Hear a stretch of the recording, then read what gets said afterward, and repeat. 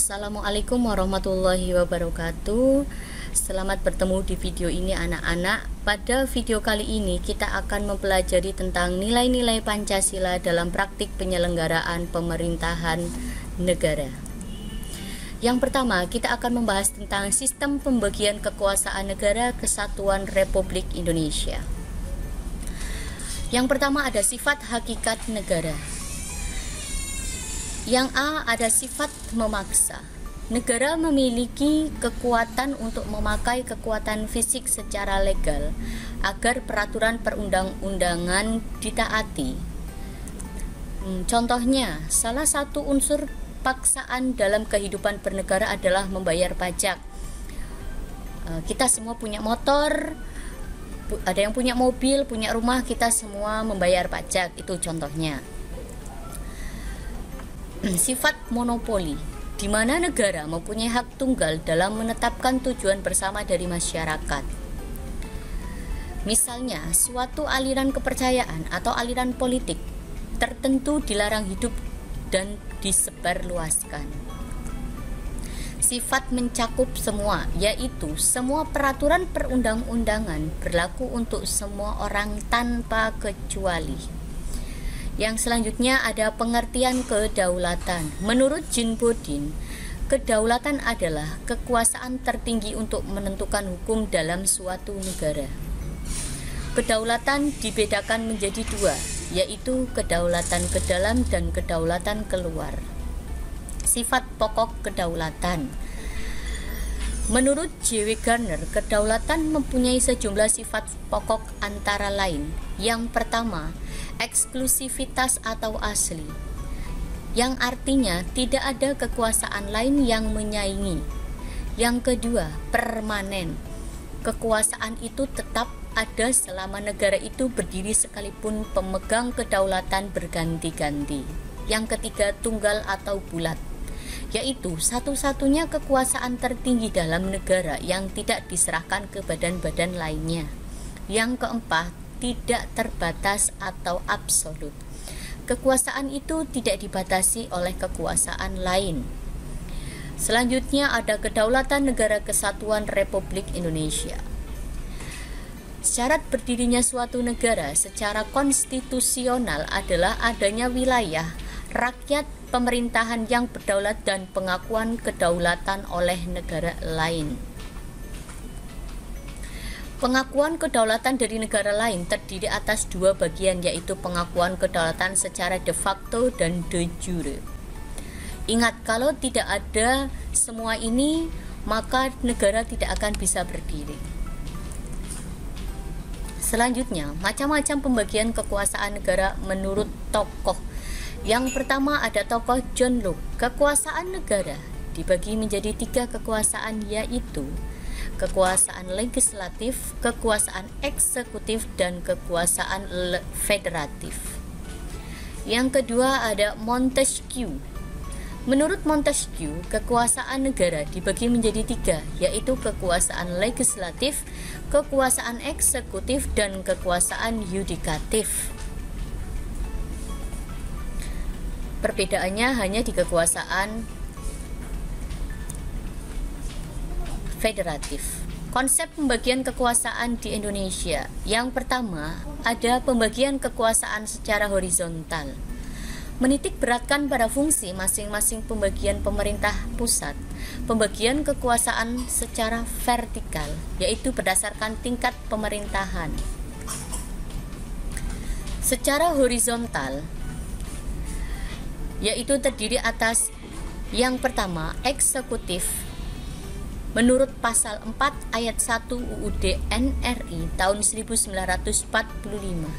Yang kedua, legislatif. Pasal 20 ayat 1 tentang DPR dan pasal 22D ayat 2 mengenai DPD dan pasal 3 ayat 1 mengenai MPR. Yang ketiga, yudikatif. Pasal 24 ayat 2. Yang keempat, eksaminatif atau inspektif, yaitu menurut pasal 23E ayat 1 tentang BPK. Yang kelima ada moneter.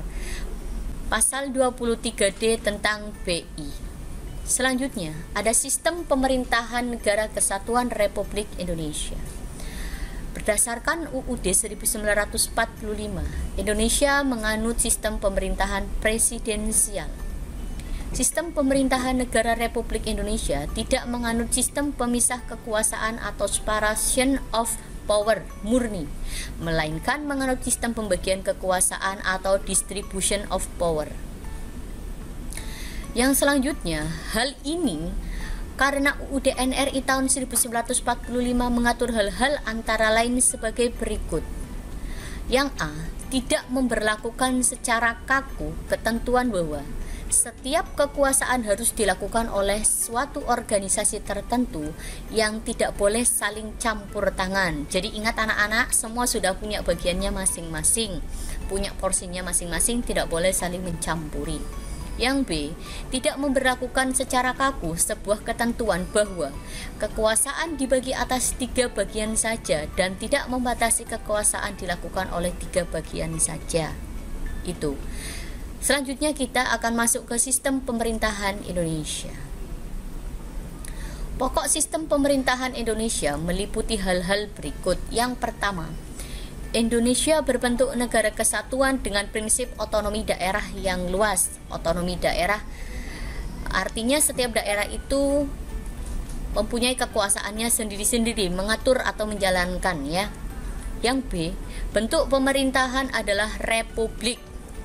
Yang C, sistem pemerintahan adalah presidensial. Yang D, presiden adalah kepala negara sekaligus kepala pemerintahan. Yang E, kabinet atau menteri diangkat oleh presiden dan bertanggung jawab kepada presiden. Yang F, parlemen terdiri atas 2 bagian atau bikameral, yaitu Dewan Perwakilan Rakyat DPR dan Dewan Perwakilan DPD. Selanjutnya kita akan masuk ke kedudukan, tugas, dan fungsi Kementerian Indonesia. Ada presiden. Dalam menjalankan tugasnya dibantu oleh menteri-menteri negara. Yang kedua ada menteri negara. Adalah pembantu presiden yang memimpin kementerian dan tidak bertanggung jawab kepada DPR. Yang selanjutnya, presiden berhak dan mengangkat dan memberhentikan menteri-menteri negara. Yang selanjutnya, Kementerian Negara adalah perangkat pemerintah yang membidangi urusan tertentu dalam pemerintahan. Kementerian berkedudukan di ibu kota negara. Selanjutnya, ketentuan mengenai menteri diatur pada bab 5 tentang Kementerian Negara dalam pasal 17 UUD NRI tahun 1945 sebagai berikut.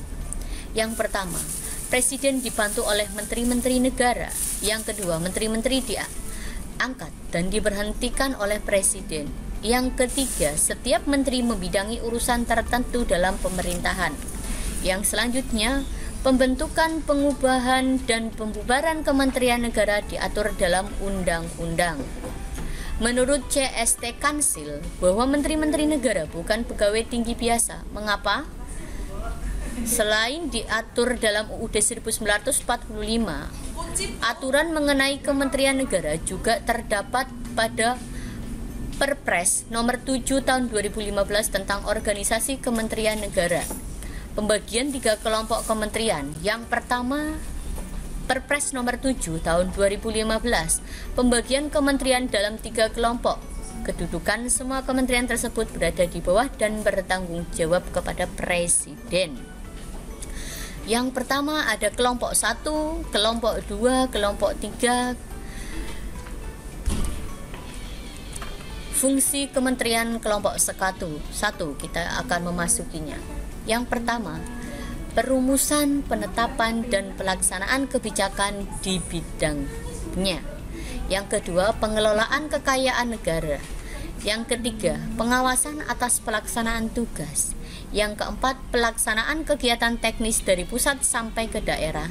Yang kelima, koordinasi pelaksanaan tugas, pembinaan, dan pemberian dukungan administrasi kepada seluruh unsur organisasi di Kementerian Pelaksanaan dukungan yang bersifat substantif.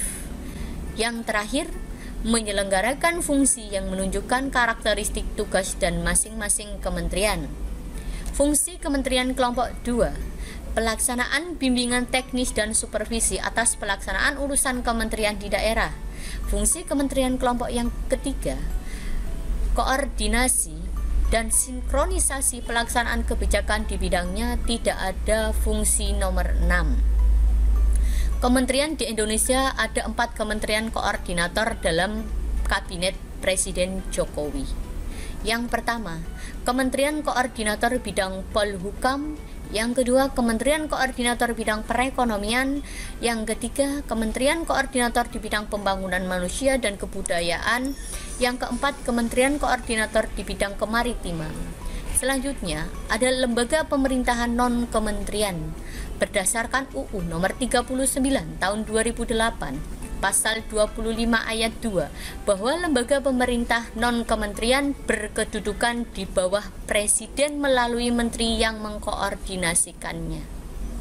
Yang pertama, Menteri Koordinator Bidang Perekonomian bagi BPS, Bappenas, BKPM, dan Bulog. Yang kedua, Menteri Koordinator Bidang Polhukam bagi Lamsenak. Yang ketiga, Mendagri bagi BPN, dan yang keempat, Menkes bagi BPOM. Sebutkan LPNK lainnya yang di bawah koordinator kementerian.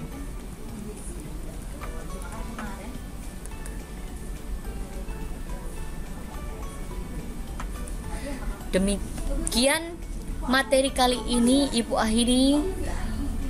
Wabillahi taufiq wal hidayah. Wassalamualaikum warahmatullahi wabarakatuh.